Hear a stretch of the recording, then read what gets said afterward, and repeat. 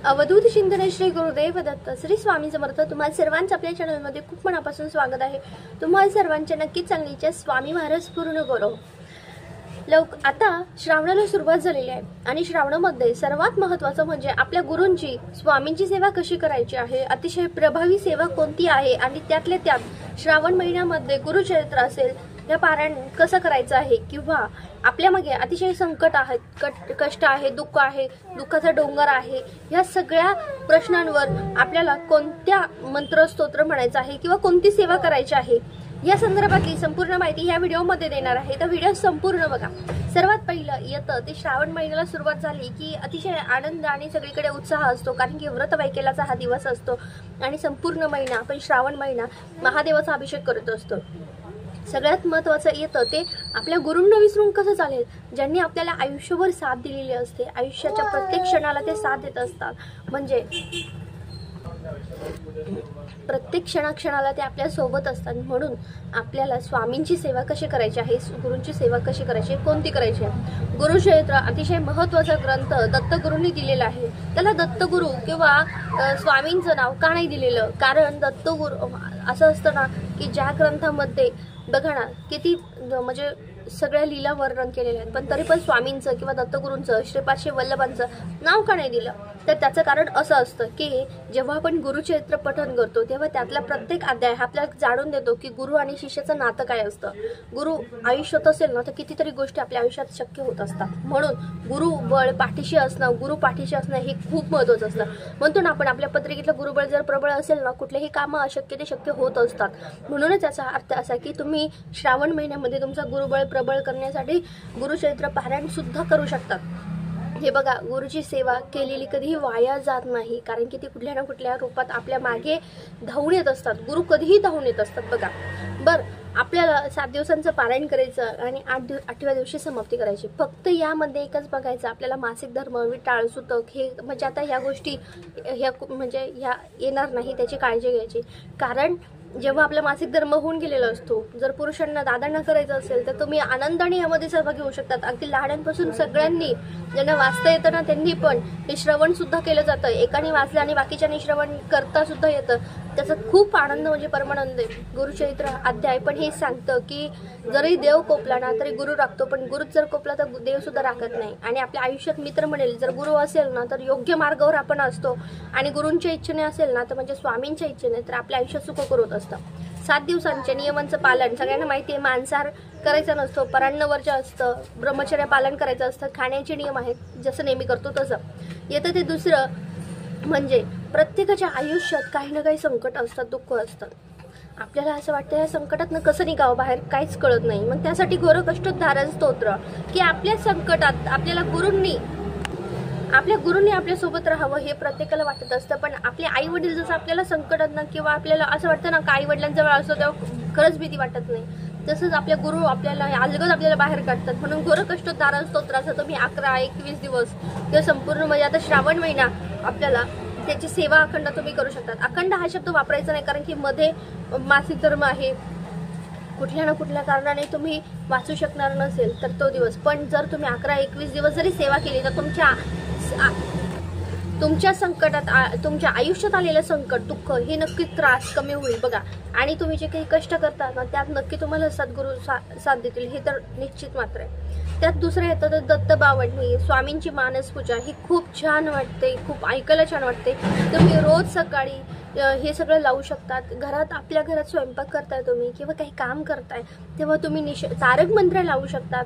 तारक मंत्र बघा, एकदा लावला ना सगळ्यांच्या तोंडात आपोआप वळण पडतं, ऐकायला येतंय। प्रत्येकजण प्रत्येकाच्या सोयीनं म्हणत असतं, काम करताना म्हणतंय, देवपूजा करताना म्हणतंय, काम स्वयंपाक करताना म्हणतंय।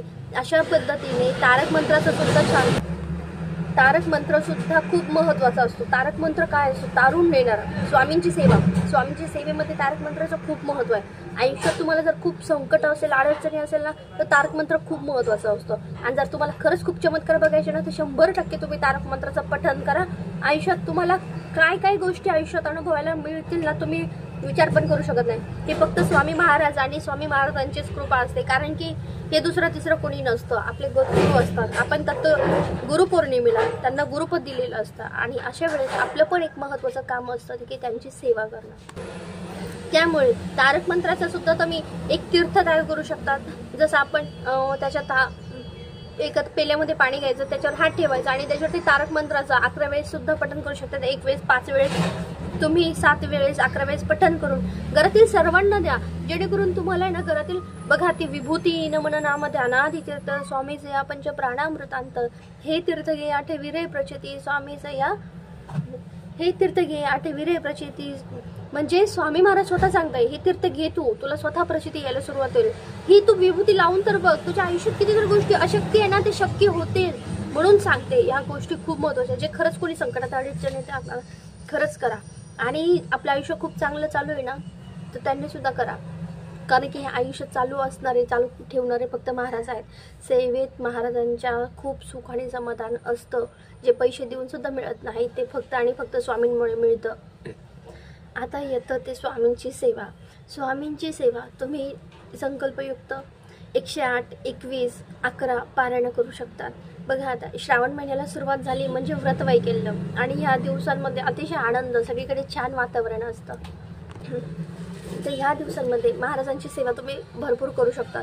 फक्त एक लक्ष ठेवा, संकल्प करताना आपल्याला अखंड शब्द वापरायचा नाहीये, कारण अखंड म्हणजे कधीही खंड न पडता एकही दिवस आपल्याकडून म्हणजे एखाद्या दिवशी जर चुकून आपल्याकडून काही म्हणजे कोणत्या कारणाने मासिक धर्म असेल किंवा सुतक वेटा किंवा तुम्हाला गावाला जायचंय, काहीतरी काम निघालायचं ना, एखाद्या दिवशी वाचता नाही आलं तर याच्यासाठी अखंड करायचं नाही. फक्त महाराजांना म्हणायचं महाराज माझ्याकडून 21 पारायण करून घ्या, माझ्याकडून 51 पारायण करून घ्या, 108 पारायण करून घ्या. बघा महाराजांची सेवा खूप महत्त्वाची असते. आयुष्यात आलेल्या कितीतरी समस्या खूप दूर होतात फक्त स्वामींच्या सेवेने.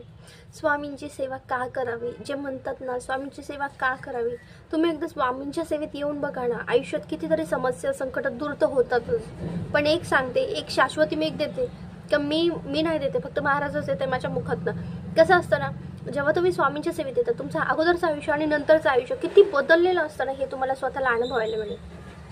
खूप बदललेलं असतं, खूप धावपळ करताय सगळेजण, काही ना काही कामं करत असतात. पण एक सांगू, कुठेतरी महाराज आहेत याची जाणीव आपल्याला वेळोवेळी होते, ती फक्त संकटाच्या वेळेस, आपल्या दुःखाच्या वेळेस. आणि आपण काय करतो म्हणजे संकट निघून गेलं, हे चांगलं दिवस सुरू झाले का महाराजांना विसरून जातो. पण मला एकच म्हणायचं, आपण जे खातोय ते पितोय सगळं महाराजांना नैवेद्य म्हणून ठेवा. महाराजांचा आशीर्वाद, महाराजांच्या दिशेने त्यांच्या मार्गावर चालण्याची आपली तयारी ठेवा. जे काय असेल ते महाराज बघून घेतील. हो, काय असेल ना महाराजांची इच्छा. तुम्हाला सांगू, हे म्हणणं सुद्धा महाराजांची खूप मोठी इच्छा, आपल्याकडून ते करून घेतात, सेवा सुद्धा ते करून घेतात. याच्यासाठी सांगते की महाराज आपण फक्त करण्याचा प्रयत्न करा. एकदा स्वामी चरित्र 1 ते 21 अध्याय रोजचे एक पठण करायला सुरुवात करा. एक वेळ ठरवा, तुम्हाला जे वेळेमध्ये शक्य होईल त्या वेळेमध्ये करण्याचा प्रयत्न करा. सकाळी करणार असेल तर सकाळी 21 दिवस करा, 108 दिवस करा, आणि जर दुपारी करणार असेल तर दुपारी 108 दिवस करा. संध्याकाळची वेळ ठरवा, तुम्ही वेळ ठरवा आणि तुमच्या वेळेनुसार करा. बघा आयुष्यात किती चमत्कार घडतील. म्हणजे महाराज म्हणतात ना, तर भिऊ नकोस मी तुझ्या पाठीशी. अहो खूप ठिकाणी प्रत्येक जण म्हणतो ताई आमच्या आयुष्यात एवढे संकट चालू आहेत, मी बाहेर आहे ना, तर म्हणजे मी असं बघितलं होतं की एवढ्या अडचणी निघतोय मी, आणि जेव्हा बाहेर आहे ना महाराजांचा नामजप सुरू करत जर मी गेला ना, अचानक तो कानावर पडलेला नामजप असतो बघा, माझ्या शॉपमध्ये माझ्या घरी महाराजांचा नामजप असतो. कारण की ना आता तरी लाईट नाही, पण त्याच्यामुळे तुम्हाला ऐकायला येत नसेल. 100% महाराजांचा नाम जप जेव्हा पडतो ना, तेव्हा तुमच्या मनात कोणतेच विचार येत नाही. आणि याच्यासाठी मी आवर्जून माझ्या घरात आणि शॉपमध्ये ना श्री स्वामी समर्थ त्यांचा गुरुमाऊलींच्या मुखातला हा नाम जप लावलेला आहे. म्हणजे मला इतकं प्रसन्न वाटतं ना की माझ्या डोक्यात कुठल्या प्रकारचे वाईट विचार तर येतच नाही. मोकळं मन आणि शांत बसलेला माणूस हे सैतानाचं घर असतं. पण ज्या ठिकाणी स्वामींचा आवाज येतो ना स्वतः गुरुमाऊलींच्या मुखातनं, खरं सांगते आयुष्यातली खूप मोठी गोष्ट असते. 11 माळी जप प्रत्येकाने करायला पाहिजे. प्रत्येक म्हणतं ताई मला वेळ नाहीये. खरं सांगू, सेवेमध्ये ना एवढं छान म्हणजे प्रचिती असते ना, तुम्ही जेव्हा सेवा करताना तुम्हाला कळून जाईल कसलं कामं होत आहे पटापटा. आणि मला सेवा सांगताना एवढं म्हणजे बघा ना, मी तर कोणीच नाहीये, कारण की खरंच महाराजांनी ना खूप महत्वाचे म्हणजे खूप आयुष्यात एवढं सुख देतात महाराज. मी तर खरंच म्हणेल मी समाधानी आहे आणि फक्त स्वामींच्या चरणी आहे. हेच माझ्या आयुष्यातलं खूप मोठं सुख आहे. कारण की सुख दुःख संकट हे काय येत जात असतात, पण आयुष्यात पाहिजेत ना तर महाराज पाहिजे, काहीच नको देवा.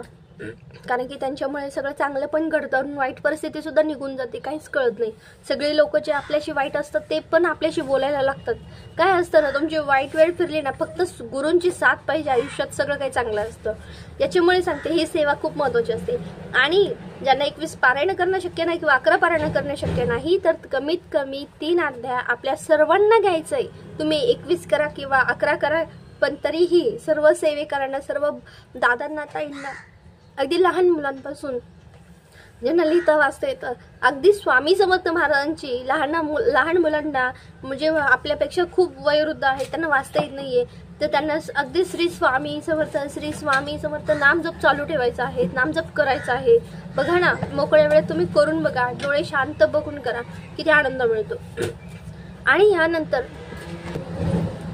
आपल्याला 3 अध्याय हे रोजचे घ्यायचे आहे. ताई 11 माळी मी नाही घेऊ शकत, ताई मी 11 माळी घेऊ शकत नाही. बऱ्याच जणांचं हेच म्हणणं असतं, ताई 11 माळी नाही घेऊ शकत, पण घेऊन तर बघा ना, किती आयुष्यात चमत्कार व्हायला लागतात. फक्त 21 दिवस घेऊन बघा, मी म्हणणार नाही तुम्ही पुन्हा घ्या, कारण की तुम्ही 21 दिवसाचं फक्त हे रुटीन चालू ठेवा, बघा किती आयुष्यात चमत्कार घडतील तुमच्या. आणि दुसरं म्हणजे आपल्या आयुष्यात जर चमत्कार पाहिजे असेल ना, तर स्वामीची सेवा खूप महत्त्वाची असते. जर आयुष्यात कोणी असेल तर फक्त स्वामी आणि स्वामी आहेत. मी काय जास्त बोलणार आहेत, जे काही आहेत ते महाराज आहेत. करता आणि करविता तुझे का स्वामीनाथा, माझ्या डाईवरता मी पणाची नसेची. गुरुर ब्रह्मा गुरुर विष्णू गुरुर देव महेश्वरा, गुरुर साक्षात परब्रह्मा तस्मै श्री गुरुवे नमः. चला, श्रावणातल्या प्रत्येक गुरुवारपासून तर याच्या पुढे प्रत्येक दिवशी, प्रत्येक गुरुवारच नाही तर रोज आपल्याला स्वामींची सेवा सुरू करायची. गुरुवार असेल तर स्वामींचे एक पाठ पूर्ण झालाच पाहिजे. तर अशा पद्धतीने स्वामींची सेवा तिथं संपूर्ण करते. झालेली सेवा महाराजांच्या चरणी रुजू करते. व्हिडिओ ते सांगते. व्हिडिओ आवडला असेल तर लाईक शेअर सबस्क्राईब करा. श्री स्वामी समर्थ.